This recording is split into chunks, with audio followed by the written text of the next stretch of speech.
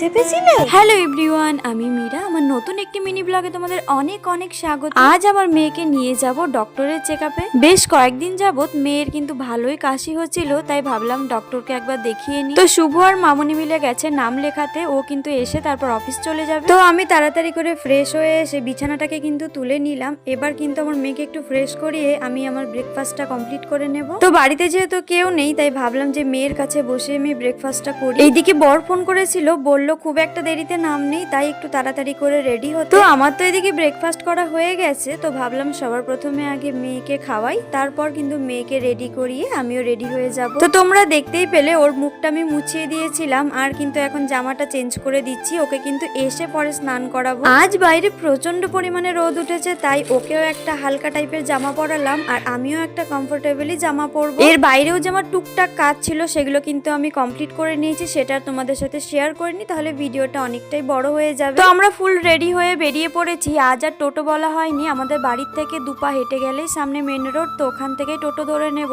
তো বাইরের একবার রোদটা শুধু তোমরা দেখো। আমার মেয়ে কিন্তু ঘুরতে খুবই ভালোবাসে, যদিও ওকে আমরা সচরাচর অতটা বার করি না, কিন্তু আজকে কিন্তু ও বেশ ব্যাপারটাকে এনজয় করছিল। আর দেখো এই মাঠেই কিন্তু বসেছিল মেলা। মেলা তো শেষ, তো এখনো পর্যন্ত অনেক দোকানই রয়ে গেছে। তো ওখানে গিয়ে বরের বন্ধুর সাথে দেখা হয়ে যায়, তারাও তাদের মেয়েকে দেখাতে নিয়ে এসেছিল। তো ওদের পরেই কিন্তু আমাদের লাইন ছিল। তো কিছুক্ষণ ওয়েট করার পরে আমাদের কিন্তু ডক্টর দেখানো হয়ে গেছে, কিন্তু এরপরে আমরা বাড়ি ফেরার জন্য আর কোনো টোটো পাচ্ছিলাম না, আর এত রোদের মধ্যে হেঁটে যাওয়াটাও সম্ভব ছিল না। তো বেশ 10-15 মিনিট ওয়েট করলাম, এরপর ভাবলাম একটু হেঁটে এগিয়ে যাই, যদি রাস্তায় কোনো টোটো পাই চলে যাব। যদিও খুব একটা বেশি দূর নয়, কিন্তু যেহেতু মেয়ে রয়েছে সাথে অতটা হাঁটা সম্ভব নয়। তো ফাইনালি আমরা কিছুটা দূর হাঁটার পরেই এই টোটোটা পেয়ে যাই। তো এখন চলে যাব বাড়িতে। তো ডক্টর দেখানোর পরে বলল যে না, সেরকম কোনো অসুবিধা নেই, একটু ঠান্ডা লেগে গেছে, তো তার জন্য ওষুধও লিখে দিয়েছে। তো আমরা পৌঁছে গেছি বাড়িতে। ভিডিওটি এই পর্যন্তই। ভালো লাগলে লাইক, কমেন্ট, শেয়ার, সাবস্ক্রাইব করে দিও।